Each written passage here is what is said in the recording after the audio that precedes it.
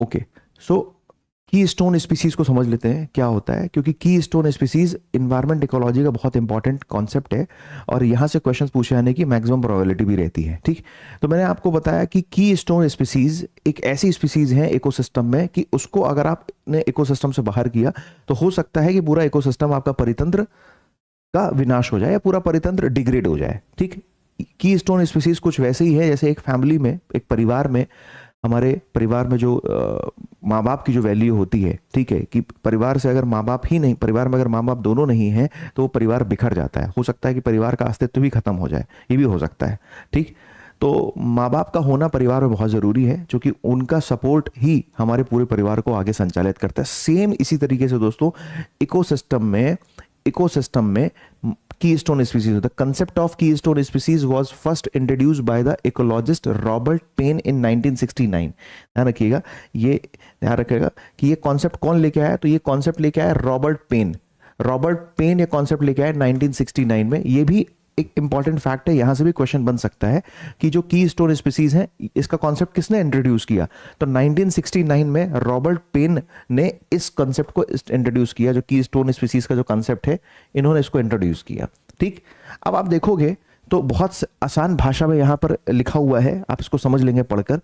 क्या लिखा हुआ है, की स्टोन प्रजाति एक पौधा या जानवर है जो पारिस्थितिकी तंत्र के कामकाज में एक महत्वपूर्ण और अनोखी भूमिका निभाता है।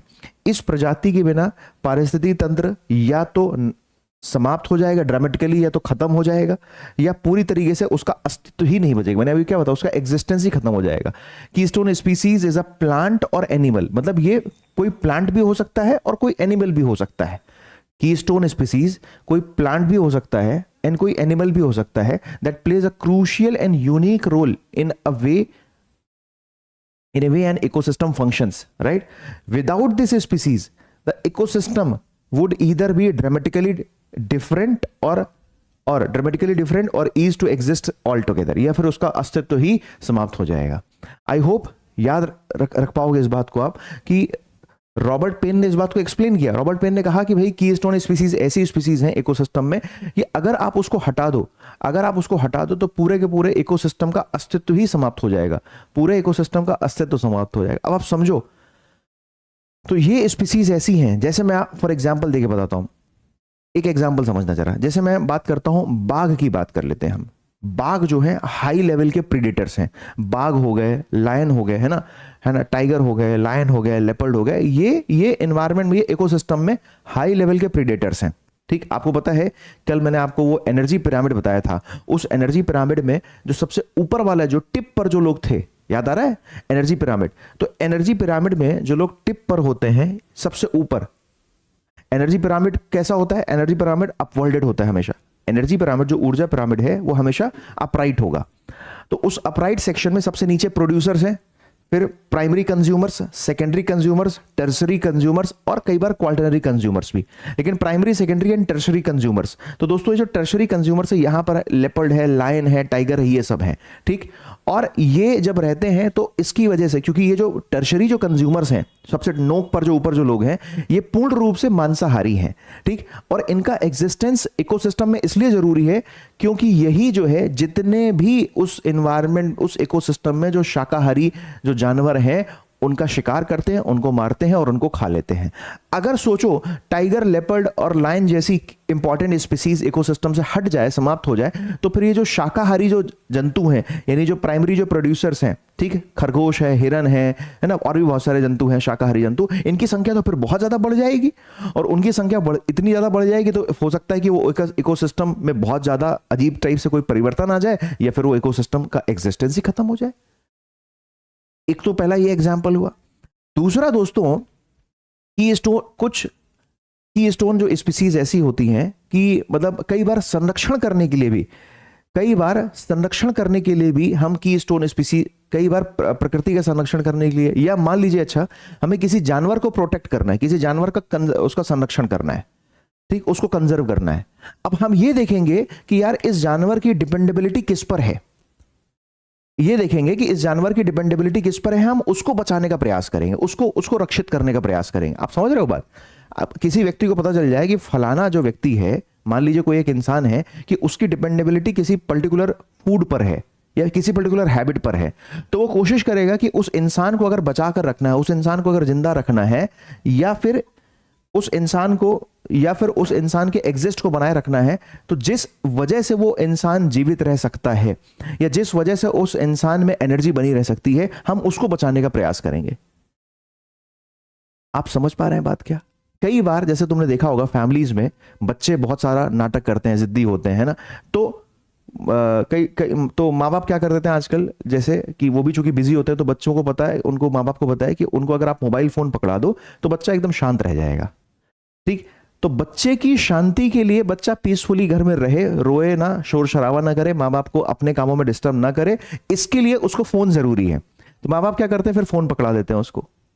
अभी वो कितना सही है कितना गलत है मैं इस पर चर्चा नहीं कर रहा हूं, ये बात कितनी सही है कितना गलत है I am not discussing about, मैं तो सिर्फ आपको कीस्टोन स्पीसीज का एग्जांपल बता रहा हूं प्रैक्टिकल लाइफ से रिलेट करके।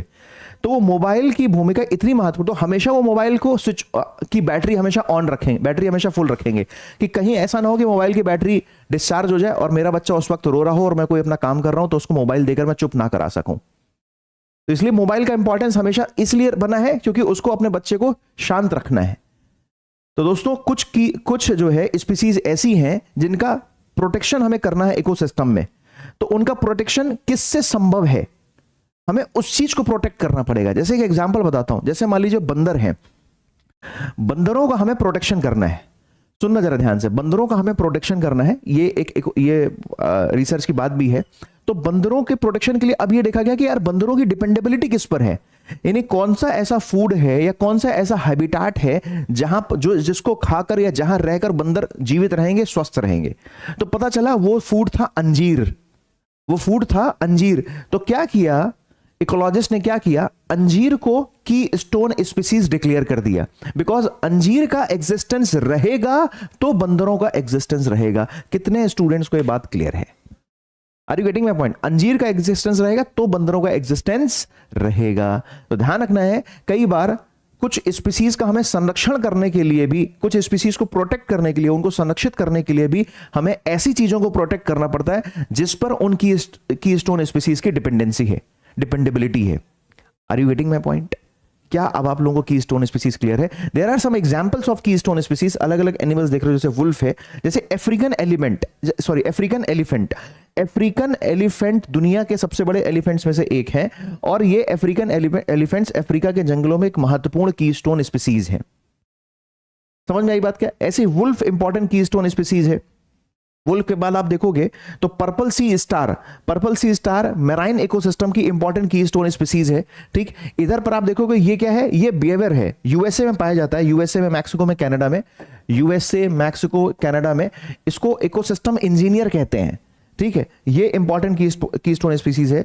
Blue wild beast keystone species है। तो ऐसे बहुत सारी इंपॉर्टेंट कीस्टोन स्पीसीज, अंजीर याद रखिएगा, अंजीर भी एक इंपॉर्टेंट कीस्टोन स्पीसीज है। यहां पर आप देखोगे इस डायग्राम को देखो, आप इस इमेज को देखोगे, पिक्टोग्राफिक प्रेजेंटेशन को देखोगे तो लिखा हुआ है इट इज अ स्पीस। अब देखो हिंदी इंग्लिश मत करना, समझो, मैं हिंदी में बोलूंगा, भले इंग्लिश में लिखा है आपको समझ में आ जाएगा। It is a species whose addition और लॉस, किसी का आना या चले जाना, from an ecosystem leads to a major change. कोई ऐसा अच्छा व्यक्ति आपके परिवार में आ जाए तो हो सकता है आपके परिवार की दिशा दशा दोनों बदल जाएगी, लेकिन हो सकता है वही अच्छा व्यक्ति आपके परिवार से चला जाए तो बहुत बड़ा डैमेज हो जाएगा, परिवार को बहुत बड़ा लॉस हो जाएगा। So it is a species whose addition और loss from an ecosystem leads to a major change, right, occurrence of at least one other species. ठीक, दूसरी इंपॉर्टेंट बात ध्यान रखिएगा, if a keystone species is lost, it will result in a degradation of the whole ecosystem. ये अगर मान लीजिए कोई एक कीस्टोन स्पीसीज का लॉस हो जाता है तो पूरा का पूरा इकोसिस्टम डिग्रेड हो जाएगा। ये बात ध्यान रखिएगा, इंपॉर्टेंट बात है, पूरा का पूरा इकोसिस्टम डिग्रेड हो जाएगा। ठीक, इसलिए इतना इंपॉर्टेंस है। रॉबर्ट पाइन ने इसका इंपॉर्टेंस पहली बार 1969 में बताया। ठीक है, ध्यान रखिए, consider more important determining the presence of many other species in the ecosystem. मैंने बताया एक लाइन इंपॉर्टेंट है। ठीक है, ध्यान रखिएगा, ये आपको दिख रहा है क्रोकोडाइल इंपॉर्टेंट कीस्टोन स्पीसीज है, टाइगर इंपॉर्टेंट कीस्टोन स्पीसीज है। फिर मैंने आपको बताया कि ये जो आपको दिख रहा है African elephant important keystone species है। ये टॉप लेवल के, ये दोनों तो, ये तीनों टॉप लेवल के प्रेडेटर्स हैं, ठीक। और उसके बाद याद रखिएगा, ध्यान रखिएगा, उसके बाद आप ये देख रहे हो यहां पर, ये कुछ ऐसी वनस्पतियां, जैसे मैंने आपको अंजीर बताया, तो अंजीर is also a very important keystone species. मैं उम्मीद कर रहा हूं कि इससे ज्यादा डिटेल में कीस्टोन स्पीसीज को शायद आपने पहले नहीं पढ़ा होगा, ठीक है। और इसको पढ़ने के बाद, मेरे ये आपको लेक्चर डिलीवर करने के बाद, कीस्टोन स्पीसीज को पढ़ने में मुझे नहीं लगता कि कोई दिक्कत, कोई समस्या होनी चाहिए। कुछ और कंटेंट भी आप लोगों के लिए वो भी दिखा देता हूं। ये उष्णकटिबंधीय जातियां जो अपने आहार व्यवहार में अत्यंत विशिष्ट होती हैं, ये एक या कुछ संबंधित पादप जातियों पर निर्भर रहती हैं, है ना। एक या पादप जातियों पर निर्भर रहती हैं। प्रत्येक उष्णकटिबंधीय पादप जाति के विलोपन का परिणाम 10 से 30 तक प्रजातियों के विलोपन से होता है ना। अगर आपने एक ऐसी जाति का गायब हो गई, एक ऐसी जाति, इसीलिए तो आपको पता है ना IUCN क्या करती है, IUCN international union for conservation of nature. आपको पता है कि हम जो है प्रोजेक्ट टाइगर लेके आए थे, प्रोजेक्ट टाइगर। आपको पता है हमारे यहाँ टाइगर्स की संख्या बहुत कम हो गई थी, टाइगर की संख्या बहुत कम हो गई थी। 1974 में हम प्रोजेक्ट टाइगर लेके आए, क्योंकि टाइगर एक इंपॉर्टेंट कीस्टोन स्पीसीज है। अगर टाइगर ही हमारे इकोसिस्टम, पूरी फूड चेन होती है ना, खाद्य श्रृंखला, उससे अगर इंपॉर्टेंट कीस्टोन, उस फूड चेन में, समझिए ध्यान से, उस फूड चेन में अगर इंपॉर्टेंट कीस्टोन स्पीसीज ही लुप्त हो जाएगी तो फिर कैसे काम चलेगा। इसलिए international union for conservation of nature IUCN important species जो है, फ्लोरा, फौना, एनिमल्स, इनको प्रोटेक्ट करती है, इनको कंजर्व करती है। भारत सरकार भी प्रोजेक्ट टाइगर भारत सरकार लेके आई, भारत सरकार प्रोजेक्ट एलिफेंट लेके आई। तो ये सब जितने भी प्रोजेक्ट लेके आते हैं हम कंजर्व करने के लिए, इनका पर्पस ये होता है कि इकोसिस्टम का, पूरे परितंत्र का दोस्तों अस्तित्व बना रहे। हाँ, 1973 में आया था प्रोजेक्ट टाइगर, ठीक। तो अत्यधिक प्रबल कीस्टोन स्पीसीज शीर्ष परभक्षी होते हैं। टॉप लेवल पर जो प्रीडेटर्स होते हैं ना, टॉप लेवल पर जो प्रीडेटर्स होते हैं यहां पर, है ना, यहां पर ये कीस्टोन स्पीसीज होते हैं, ठीक है। क्योंकि इनका परभक्षी होना यानी इनका मांसाहारी होना जीवों की संख्या को नियंत्रित करता है। कौन से जीवों की? जो शाकाहारी जीव हैं, उनकी संख्या को नियंत्रित करने के लिए महत्वपूर्ण होता है। इनकी संख्या में कमी का प्रभाव इस उदाहरण से स्पष्ट है कि जिन क्षेत्रों में मनुष्य द्वारा शिकार के कारण वुल्फ विलुप्त हो गए हैं, कई बार मनुष्य भी, क्योंकि टाइगर का शिकार करते हैं, इनके दांत की कालाबाजारी होती है, इनकी जो खाल है उसकी कालाबाजारी होती है, उसकी जो आंख है उसकी कालाबाजारी होती है कि नहीं होती है। तो इसके लिए लोग क्या करते हैं, मनुष्य इन सब जानवरों का शिकार करते हैं, ठीक। तो जब मनुष्य इन सब जानवरों का शिकार करेगा, ऐसे प्रीडेटर्स का, ऐसी इंपॉर्टेंट कीस्टोन स्पीसीज का जब इंसान शिकार करेगा, तो फिर आपको दिखाई देगा कि इकोसिस्टम में शाकाहारी जो जंतु हैं उनकी संख्या बढ़ती जा रही है। तो ऐसा हुआ, फिर वहां क्या हुआ, वहां मृगों की संख्या में अत्यधिक तेजी से वृद्धि होना शुरू हो गई, ठीक। कीस्टोन स्पीसीज की पहचान कई महत्वपूर्ण निहितार्थ हैं। पहला, समुदाय से कीस्टोन स्पीसीज का विलोपन कई अन्य प्रजातियों को समाप्त कर देगा। अभी मैंने बताया कि समुदाय से अगर कीस्टोन स्पीसीज को आप समाप्त कर दो तो फिर वो अन्य भी बहुत सारी प्रजातियां भी विलुप्त हो जाएंगी। दूसरा, एक तो ये एस्पेक्ट है। फिर अभी जस्ट मैंने आपको बताया, बंदर वाला एग्जांपल और अंजीर वाला एग्जांपल आपको बताया कि कुछ विशेष रुचि की प्रजातियों के रक्षण में भी यह अत्यधिक महत्वपूर्ण है। जैसे बंदर के रक्षण हेतु आवश्यक है कि हम उन कीस्टोन स्पीसीज की पहचान करें, प्रत्यक्ष या अप्रत्यक्ष रूप से बचाया जा सके, जिस पर बंदरों का जीवन निर्भर है। जैसे मैंने आपको बताया ना कि बच्चा के शांति के लिए, छोटे बच्चों की शांति के लिए जरूरी है कि मोबाइल फोन आपका हमेशा चार्ज रहे और उसमें इंटरनेट रहे, ताकि बच्चे को यूट्यूब में आप वो बच्चों वाली रील्स दिखा सको, राइट। अभी मैंने इसका एग्जांपल बताया। इसीलिए बंदरों के रक्षण के लिए जरूरी है कि बंदरों की निर्भरता किस पर है, तो बंदरों की निर्भरता है अंजीर पर। तो अंजीर हो गई कीस्टोन स्पीसीज। अंजीर क्या हो गई, ध्यान रखिएगा, जैसे ही अंजीर का पेड़, डंग बीटल्स, ये सब क्या है, इंपॉर्टेंट कीस्टोन स्पीसीज है, क्योंकि इस पर बंदरों का जीवन निर्भर है।